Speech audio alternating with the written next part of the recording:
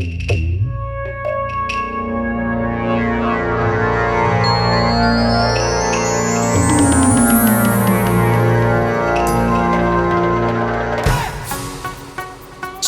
Bombay, or Mumbai as the city has been officially known since 1981. Welcome to India's pulsating megacity.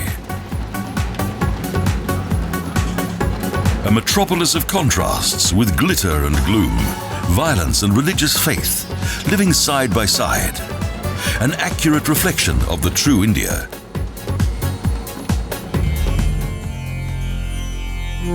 Mumbai is one of the largest cities in the world with a population of around 17 million. The Portuguese who founded Bombay, the Good Bay, in 1533, clearly had no idea what it would become.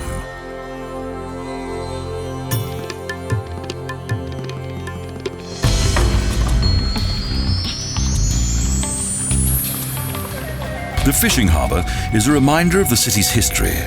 Muslim monarchs once left 7 islands to the Portuguese. The islands were infested by mosquitoes.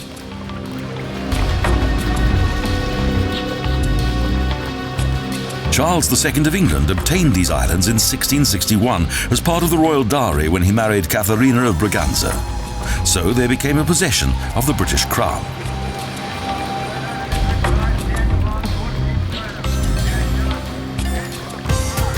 He had no use for the islands and so rented them for a nominal £10 a year to the East India Company, who recognised their value as a natural harbour in the Arabian Sea. It was a good location to provide the trading fleet protection from the monsoons. So in the 18th century, the fishing village developed into the most important town on the west coast.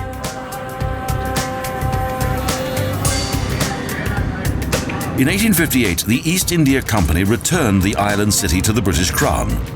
The swamps were drained and the islands were connected by landfill.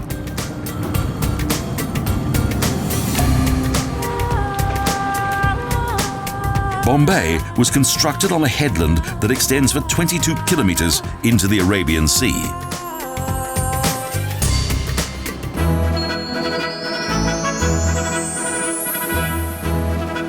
The fairy tale-like rise of the present capital of Maharashtra from a simple village to a centre of trade and commerce is well highlighted in the oldest part of the city, Fort Bombay. The historic centre around Flora Fountain indicates the wealth of bygone times.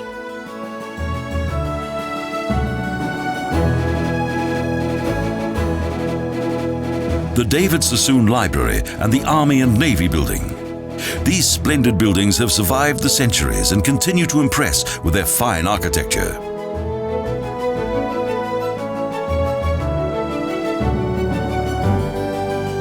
The university and its clock tower, the Rajabai Tower, feature typical Indo-Saracen architecture that also contains elements of neo-Gothic design.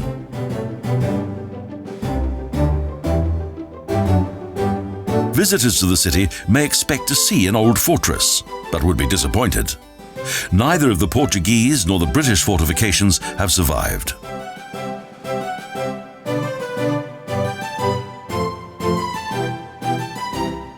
They were dismantled in order to make way for the commercial premises of Jewish businessmen, as well as various wealthy members of the Parsen community.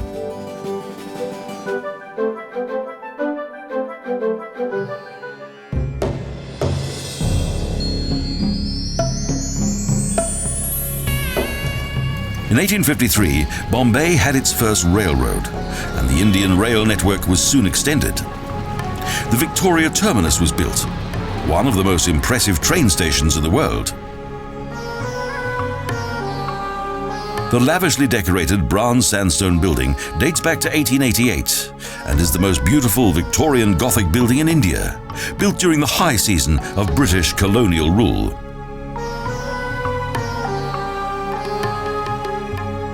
Numerous cupolas, towers and arches decorate this masterwork of Frederick William Stevens that was inaugurated to mark the Golden Jubilee of Queen Victoria. The station looks like a palace or cathedral due to its artistic stone masonry, gables, cupolas, sculptures and colourful glass windows. main hall is crowned by neo-Gothic vaults with cross arches, and each day its many platforms are crowded by hordes of passengers.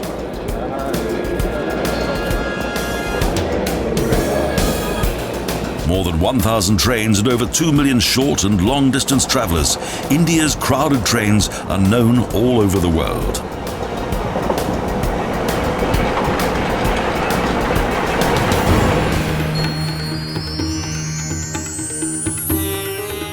Moator Market, close to the Victoria Terminus, is one of the city's biggest markets.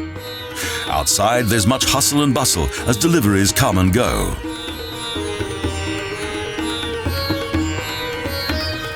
The large market hall and tangled inner courtyard are crowded by traders that each day offer fresh vegetables and fruit.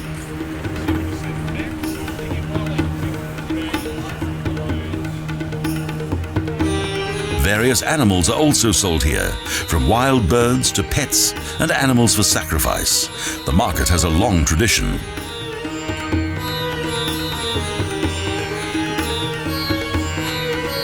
Dried fruit, spices and western sweets are also sold at Moator Market. The Indian merchants have moved with the times.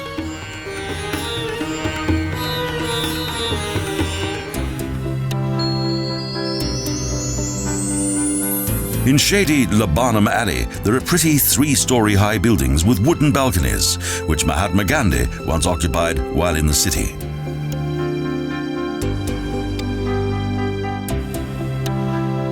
Mani Bhavan became the Gandhi Museum, in which the touching and atmospheric history of this man and his country are featured.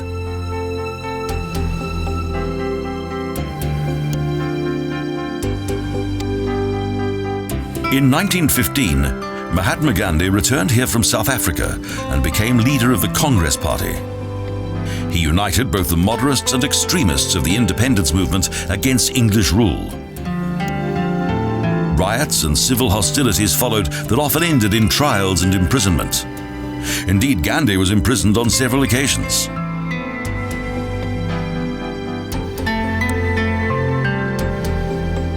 Peaceful protest marches, such as the legendary Salt March, were extremely successful to the extent that the British permitted free elections.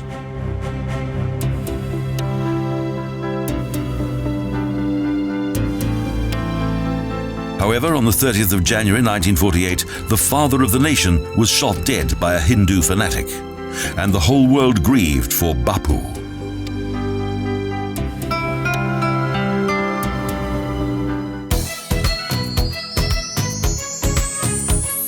Whether seen from the pool terrace of a luxury hotel or from the quay, the 6-lane Marine Drive highlights this modern city, the new Mumbai.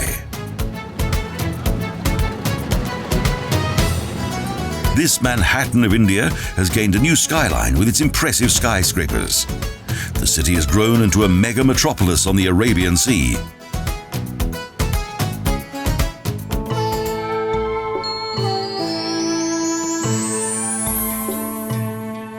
Mumbai is also a melting pot of several religions.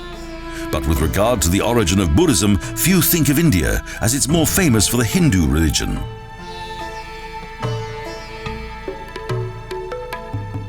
Nevertheless, Buddha was born over 2,500 years ago on the Indian subcontinent and spent most of his time in the North Indian lowlands.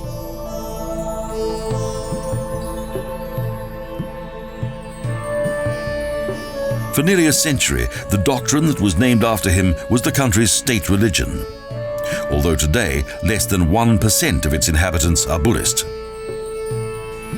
Those who detach themselves from the temptations of the material world.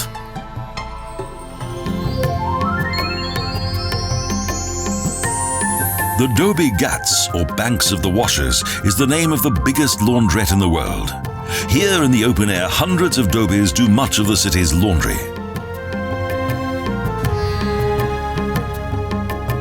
In small allotments surrounded by low walls, launderers wash from dusk to dawn, as the water passes conveniently close by.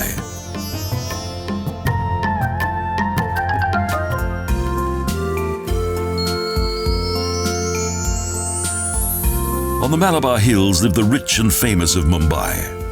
And the Meta Gardens, the hanging gardens, are also here, an oasis of tranquility.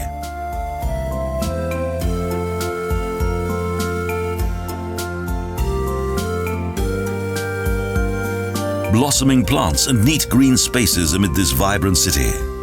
Bushes and hedges cut into the shapes of animals and arches, and perfect lawns.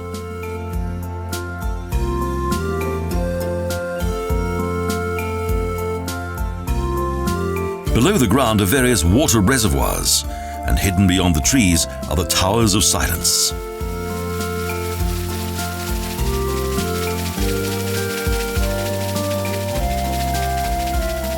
Here, many gardeners are at work, and the result is truly splendid.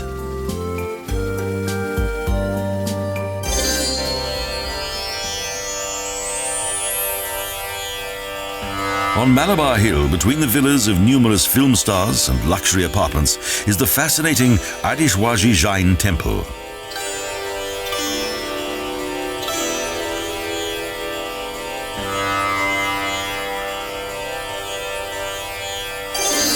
This is a good place in which to gain an insight into the harsh rituals of the wealthy faithful who worship the first Jain saints.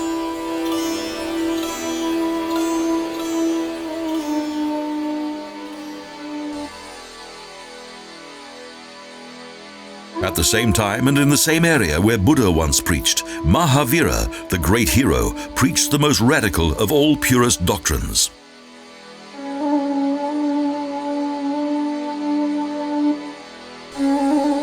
Like Buddha, he was of royal stock, led a life of austerity and humility, and denounced the caste system.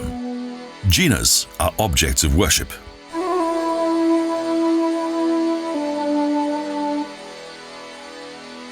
All living beings are considered to be sacred, and a mask helps to avoid the swallowing of tiny insects. And the floors are swept carefully in order to protect the tiniest of creatures. The consumption of meat, tobacco and alcohol is strictly prohibited. And 4 times a month, the Jains fast.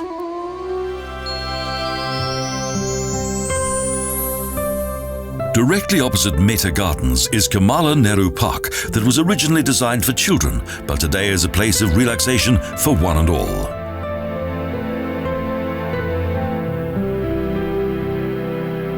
The park was named after the wife of the first Indian Prime Minister. Another gem in the elitist world of Malabar Hill.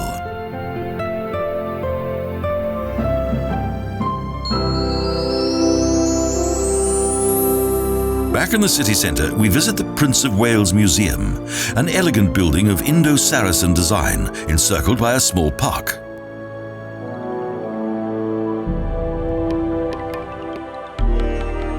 A central hall crowned by a dome welcomes visitors.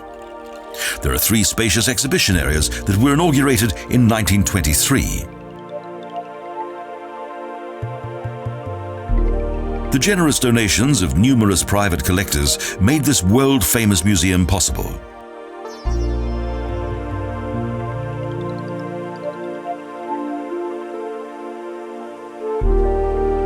Works of art from all of India's glorious past are exhibited here, covering more than 4,000 years of history, and amazingly well detailed.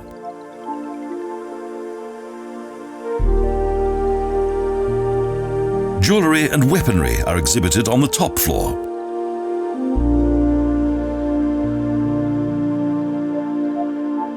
Large paintings also feature. This miniature collection is particularly valuable, so filming is strictly taboo.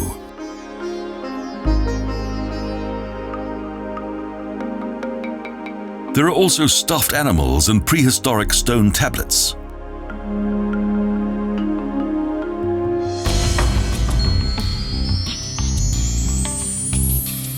The holy water basin of Banganga Tank is surrounded by a small settlement, hidden between large buildings at the foot of Malabar Hill.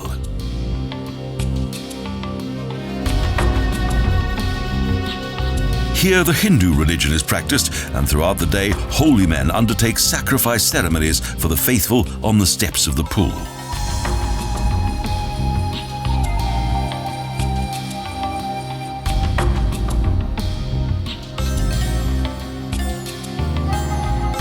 According to legend, while searching for his beloved Sita, Rama once rested here. It is said that he shot an arrow into the earth and a spring originated on this spot.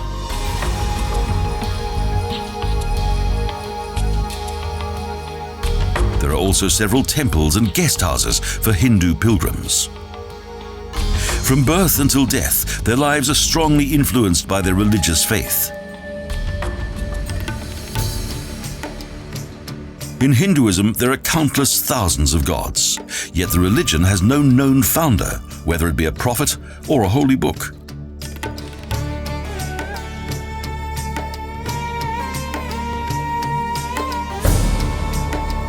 All is linked together by way of a caste system and its social network.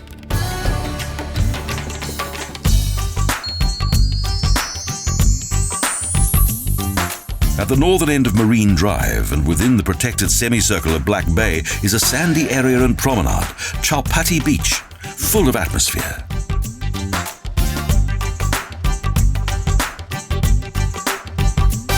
At weekdays, the restaurants and boat rental companies are relatively quiet, but in the evening and at weekends, masses of people come here for entertainment.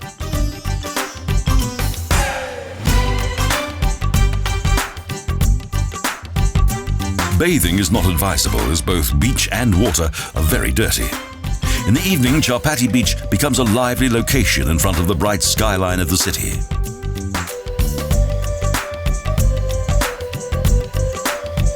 Storytellers, jugglers and all manner of entertainers amuse the audience, and a cool breeze spreads the smell of the food stalls across the beach.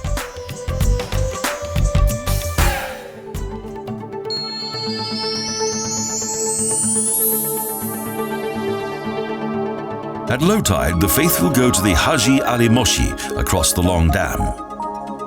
Thousands of people squeeze through the stalls and beggars along the way.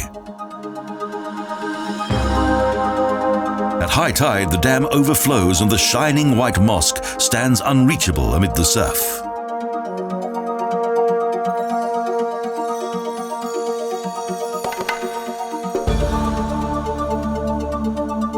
This holy place contains the tomb of a rich merchant, Haji Ali Shah Bukhari, who relinquished his wealth following a pilgrimage to Mecca.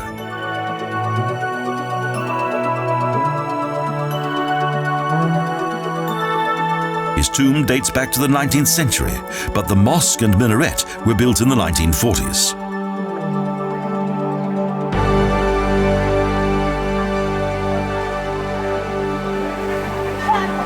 A number of pilgrims bathe in front of the mosque, and during low tide they climb large rocks, an entertaining adventure.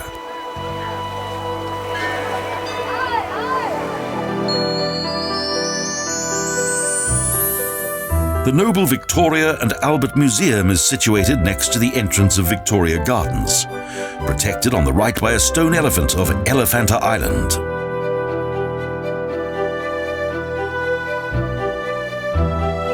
The museum contains the city's historic documents, and the tidy garden complex with its huge trees and greenhouses also features a zoo.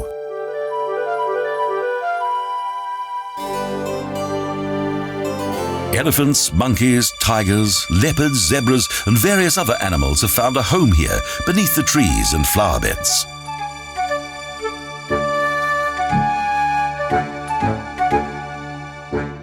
The park is popular with the local people who observe the animals that are in cages and open-air enclosures, Indian style.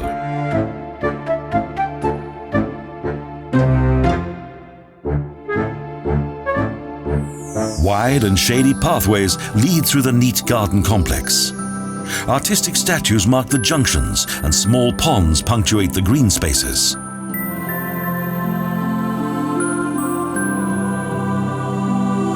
At weekends, the park and zoo are particularly popular and therefore very crowded. It's a great place for families, a green oasis within the hectic city.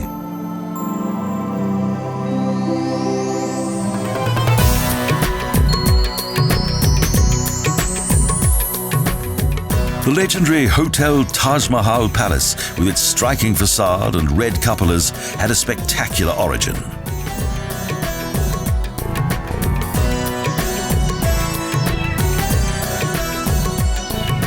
When industrial mogul Tata was refused entry to a British hotel restaurant by a sign that stated "for Europeans only," he decided to build the city's finest hotel.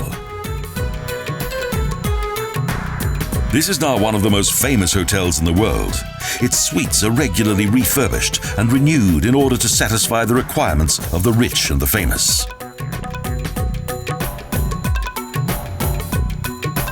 Its proximity to the city's most important landmark, the Gate of India, also adds to the popularity of this luxurious hotel.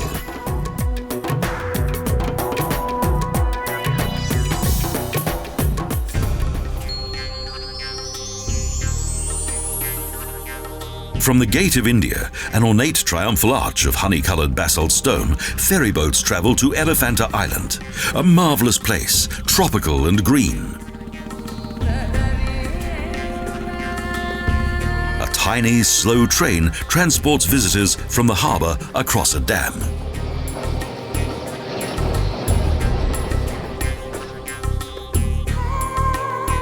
From here, and for the convenience of many, there's an alternative mode of transport up the mountain's many steps.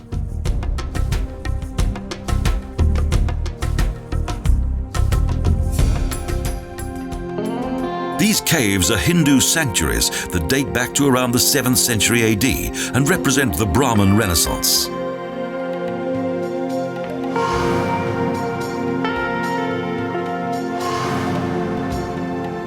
During the Gupta period, the art of Hindu sculpture was at its zenith. All of Hindu mythology is reflected in these religious works of art.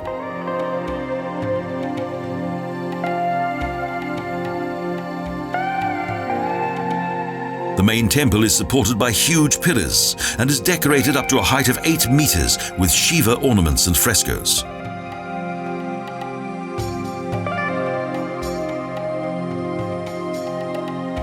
When in 1534 the Portuguese conquered the island, they transported the stone elephant to Bombay and called the island Elephanta.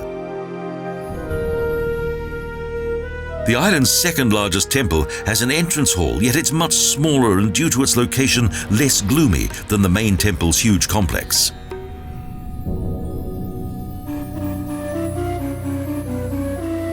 Yet this small cave has a mysterious ambience, and it's not known what kind of ceremonies once took place here.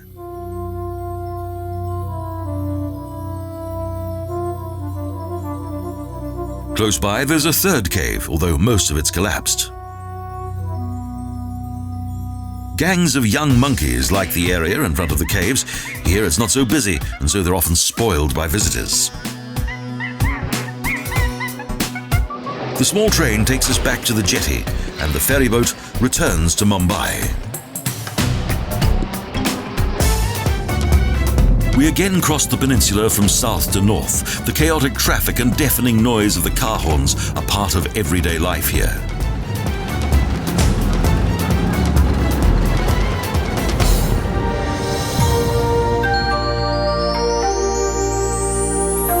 The suburb of Bandra is like another world.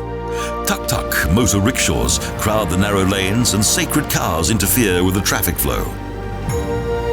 The ancestors of the city's present inhabitants were converted to Christianity by the Portuguese. Up until the late 18th century, this enclave was in the hands of the Portuguese.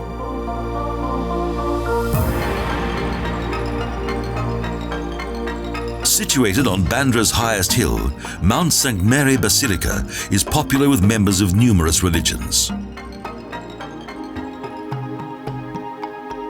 Outside the church, the sick and infirm purchase replicas of various body parts and lay them on the altar in the hope of a cure. The stone coast leads from Land's End and ends at a fine promenade where many famous Bollywood stars have settled.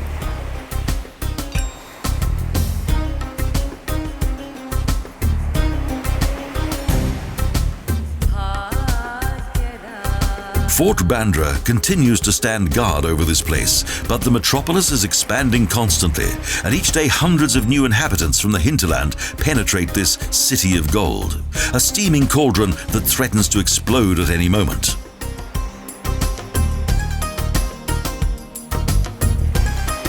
Nowhere else are India's many remarkable contrasts so obvious. Nowhere else can India be experienced so intensely.